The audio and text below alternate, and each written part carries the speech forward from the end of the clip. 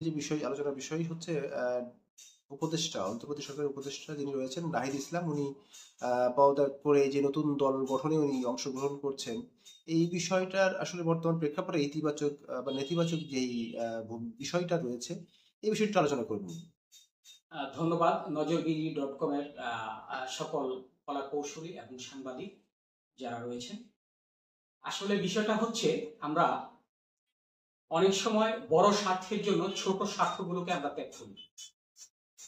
নাহিদ ইসলাম অন্তর্বর্তীকালীন সরকারের বর্তমানে উপদেষ্টা এবং তিনি গতকালকে যে পদত্যাগ করেছেন এই উপদেষ্টা পদ থেকে, তার একটি যথেষ্ট কারণ রয়েছে। আপনারা জানেন যে জুন জুলাই মাসে যতগুলো ছাত্র নেতা এই আন্দোলনে সম্পৃক্ত ছিল, তার সবচেয়ে বেশি গুরুত্বপূর্ণ দায়িত্ব ছিল এই নাহিদ ইসলামের। তাকে জেল খাটতে হয়েছে, তাকে অনেক আপনার জুলুম অত্যাচার সহ্য করে তিনি এই পর্যন্ত এসেছেন এবং দীর্ঘ প্রায় 7 মাস পর অন্তর্বর্তীকালীন সরকারের উপদেষ্টা থাকার পর তিনি গতকালকে যে পদত্যাগ করেছেন, তার জন্য আমি মনে করছি এই মুহূর্তে এই নাহিদ ইসলাম অত্যন্ত কৌশলী এবং খুব বড় ধরনের একটি রাজনীতিবিদ হতে যাচ্ছে, আমরা এটা প্রত্যাশা করতে পারি। তার কারণ হচ্ছে, দেখেন, একটা জিনিস মনে রাখতে হবে যে আমাদের বাংলাদেশে কিন্তু কেউ যদি কোনো পদে থাকে, সেই পদ থেকে সরে দাঁড়ানোটা আমরা যতক্ষণ পর্যন্ত তাকে হাত ধরে না নামাই, ততক্ষণ পর্যন্ত এই এইসব রাজনীতিবিদরা নামতে চায় না। কিন্তু এই নাহিদ ইসলাম বাংলাদেশের একটি আইডল।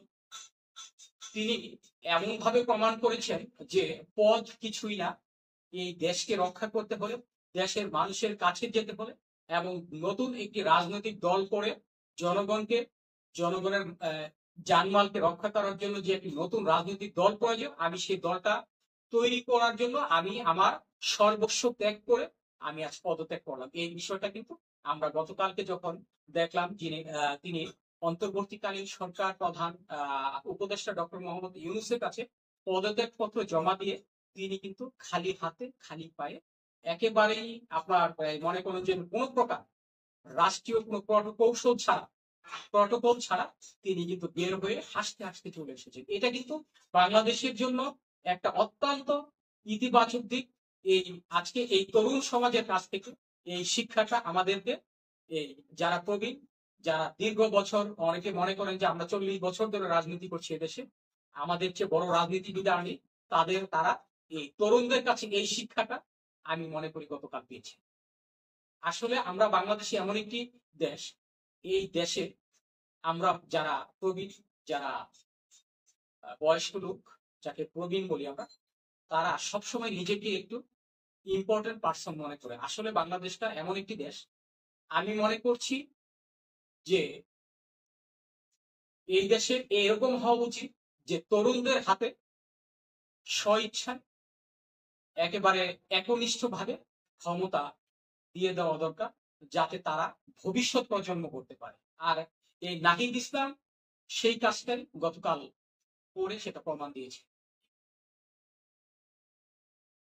ধন্যবাদ আলাদুল ভাই, আপনার গুরুত্বপূর্ণ আলোচনা। আপনি আহ, অন্তর্বর্তী সরকারের যে উপদেষ্টা ছিলেন নাহিদ ইসলাম, ওনাকে নিয়ে ওনার যে পদত্যাগের বিষয়টি আপনি একেবারে খোলাসা করলেন আমাদের সামনে। এবং ওনার এই পদত্যাগের বিষয়টা আসলে আমাদের সবাইকে এখান থেকে শিক্ষা নেওয়া উচিত।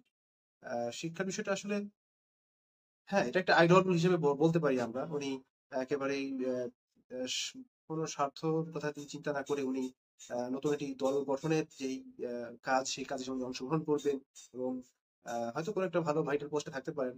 কিন্তু উনি যে এই অন্তর্বর্তী সরকারের উপদেষ্টা ছিলেন, উনি যেই একটা ক্ষমতার একটা যে চেয়ার, সেই চেয়ারটাকে উনি ত্যাগ করে উনি যে একেবারেই সেই আপনি যেটা বললেন, খালি হাতে সাধারণ মানুষের মতো একবারে প্রোটোকল নাই, কিছু নেই, যেমনটা ছিলেন আরকি একটা সময়, ঠিক সেইভাবে আপনি ওখান থেকে ফিরে আসলেন। এটা আসলে আমাদের সবার একটা এখান থেকে একটা ধারণা আমাদের জন্মে গেল যে নতুন প্রজন্ম আসলে আহ, তারা চেষ্টা করলে সবকিছুই পারে।